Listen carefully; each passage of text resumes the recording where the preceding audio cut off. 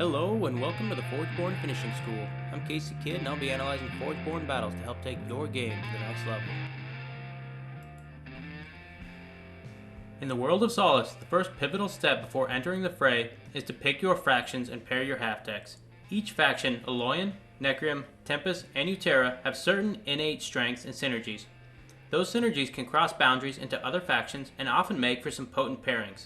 We're going to break down those strengths and synergistic crossovers across each faction pairing to give you some ideas and what to look for when making your next Solforge Fusion deck.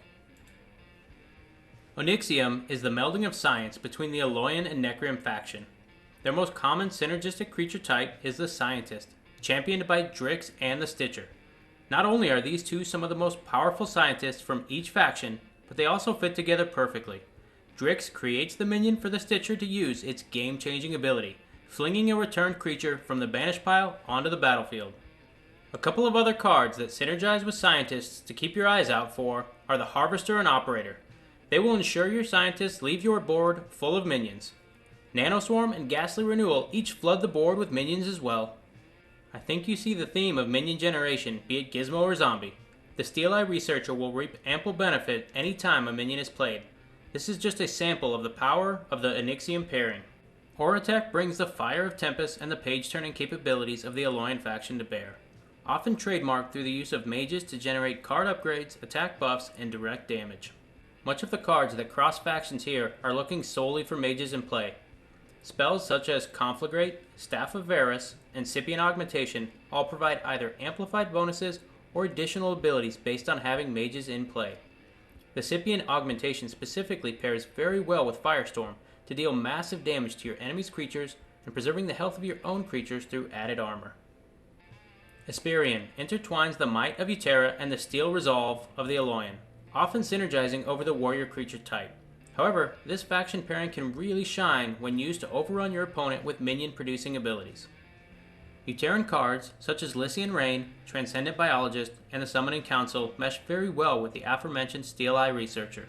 Oftentimes you will find yourself with more minions than lanes. That's where the Apocomancer comes in and allows you to gain benefit off of those moments where you are simply replacing pre-existing minions. The Dyson strategy pairs the life-gaining abilities of the Uterans with the life-stealing abilities of the Necrium faction to control the game state. Necrium Shamblers often provide the power-buffing engine to any kindred creature. Beasts are the predominant creature type synergy amongst this powerful pairing. Another hallmark of the Dyson pairing are free card plays derived from the gaining of life. Zerath's Will, Primal Surge, and the Swamp Moss Lurker all fit this build nicely. Utera also brings the powerful abilities of Taliesin and the Reveler. When playing Dyson, it's not uncommon to play more than the allotted 2 cards per turn. Next up is the devastating Umbruck pairing.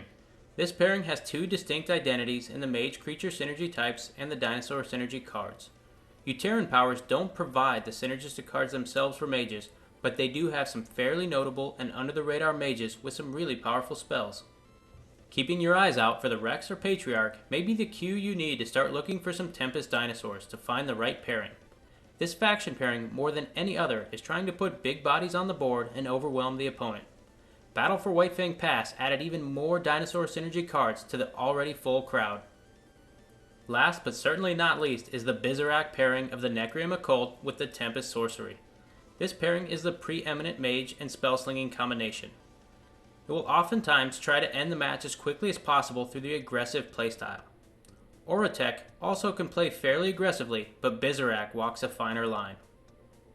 The Darkheart Sorcerer is the poster child of Bizarak strategies. Whether it's paired with Nova Elementalist to summon the Rumblespark energy, or the Sorcerer is there to simply enhance every spell cast.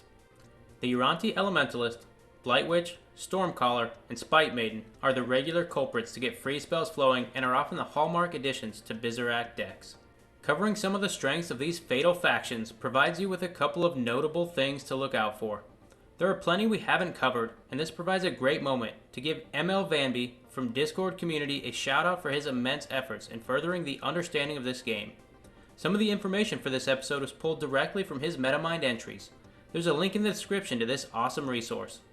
Thanks for attending this lesson with Forgeborn Finishing School. If you like this video, please subscribe, comment, and consider donating to our Patreon account. I'm Casey Kidd, and I look forward to our next lesson.